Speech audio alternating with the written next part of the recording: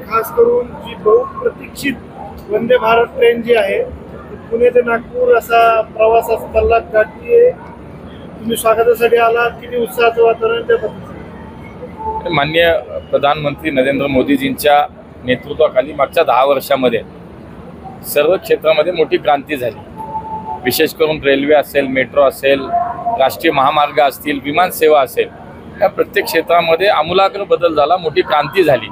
आणि त्याचाच परिणाम आपण पाहतोय की 2019 साली माननीय मोदीजींनी वंदे भारतची जी संकल्पना आणली, एक आरामदायी आणि अत्यंत चांगल्या पद्धतीची ही रेल्वे सेवा प्रवाशांना उपलब्ध करून दिली. आणि आजपर्यंत जवळजवळ 150 मार्ग या वंदे भारतच्या देशभरात सुरू झाले. विशेषतः महाराष्ट्रामध्ये सुद्धा मागच्या काही काळामध्ये अनेक नवीन वंदे भारतचे मार्ग सुरू झाले. महाराष्ट्राच्या बाबतीत नेहमीच माननीय मोदीजी असतील, अश्विनी वैष्णव असतील, यांनी मोठ्या प्रमाणामध्ये महाराष्ट्राला रेल्वे सेवा प्रदान केली. आजही महाराष्ट्रात आपण जर पाहिलं तर 1,36,000 कोटी रुपयाचे आजही रेल्वेचे प्रकल्प महाराष्ट्रात एट ए टाइम आजच्या दिवशी सुरू आहेत. आणि आज त्याच्यामध्ये अजून एक भर पडली ती म्हणजे महाराष्ट्रामध्ये आज जे काही देशात 3 मार्ग तयार झाले त्याच्यात आज वंदे भारत धावत आहेत. माननीय प्रधानमंत्र्यांनी दुपारी त्याचं उद्घाटन केलं. आज त्याच्यामध्ये महाराष्ट्रातली नागपूर ते पुणे ही नवीन वंदे भारत मेट्रो रेल्वे सेवा सुरू झाली. आणि त्याचबरोबर देशामध्ये बेंगलोर ते बेळगाव आणि कटाडा ते अमृतसर हे 3 मार्ग आज सुरू झालेत. विशेषतः महाराष्ट्रातला मोठ्या प्रमाणावरचा भौगोलिक भाग हा या आजच्या नागपूर आणि पुणे वंदे भारत मेट्रो जी काही रेल्वे सेवा सुरू झाली त्याच्यानं कव्हर होणार आहे. मोठ्या प्रमाणामध्ये प्रवाशांची सोय होणार आहे. आणि म्हणून मला असं वाटतं की एका बाजूला विचार देशाच्या 2047च्या स्वातंत्र्याच्या 100 वर्ष पूर्ण होताना एक विकसित भारताचा संकल्प माननीय प्रधानमंत्र्यांनी केलाय. तो पूर्णत्वाकडे जाताना ह्या असे काही उपक्रम, असे प्रकल्प हे निश्चितच क्रांतिकारक आहेत आणि त्याच्याकडे वेगाने जाणारे आहेत. आणि म्हणून विमान सेवा असेल, रेल्वे सेवा असेल, मेट्रो या सगळ्या क्षेत्रात खूप मोठी क्रांती होतीये. आणि या भारत देशासाठी ही अभिमानाची गोष्ट मागच्या 11 वर्षात खूप मोठ्या प्रमाणामध्ये ही रेल्वेची कामं झाली, मेट्रोची. त्यामुळे आज लोकांमध्ये समाधान आहे. विशेषतः महाराष्ट्रामध्ये तर आज नागपूर आणि पुणे या वंदे भारत मेट्रोच्या प्रवासानं तर खूप रेल्वे प्रवासानं लोक खूप खुश आहेत, खूप आनंदी आहेत. आम्ही सुद्धा आज मोठ्या संख्येनं पुण्यामध्ये त्या रेल्वेचं स्वागत करायला या ठिकाणी उपस्थित आहोत. थोड्याच वेळामध्ये रेल्वे येईल आणि मला असं वाटतं की पुणेकरांच्यात निश्चितपणे एक आनंदाची आणि समाधानाची भावना आहे. ह्या व्यतिरिक्त अजून कुठले रूट आहेत ज्यावर वंदे भारत पुण्याहून सुरू होईल?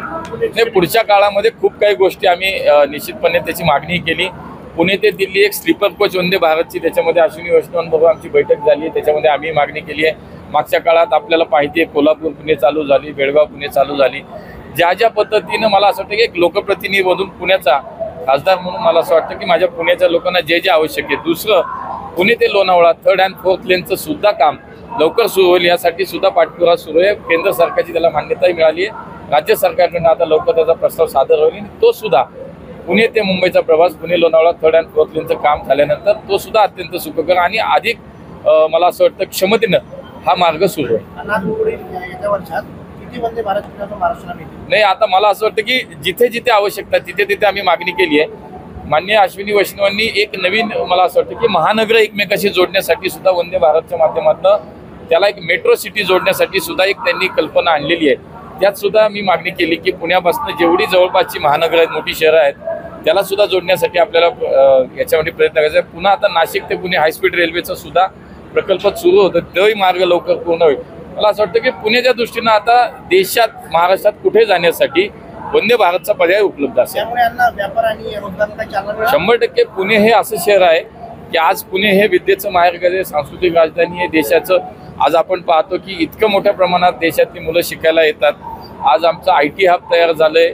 अनेक अर्थानं पुणे हे इतकं मोठं शहर झाले, 60-70 लाख लोकसंख्येवरती आम्ही पोहोचलोय.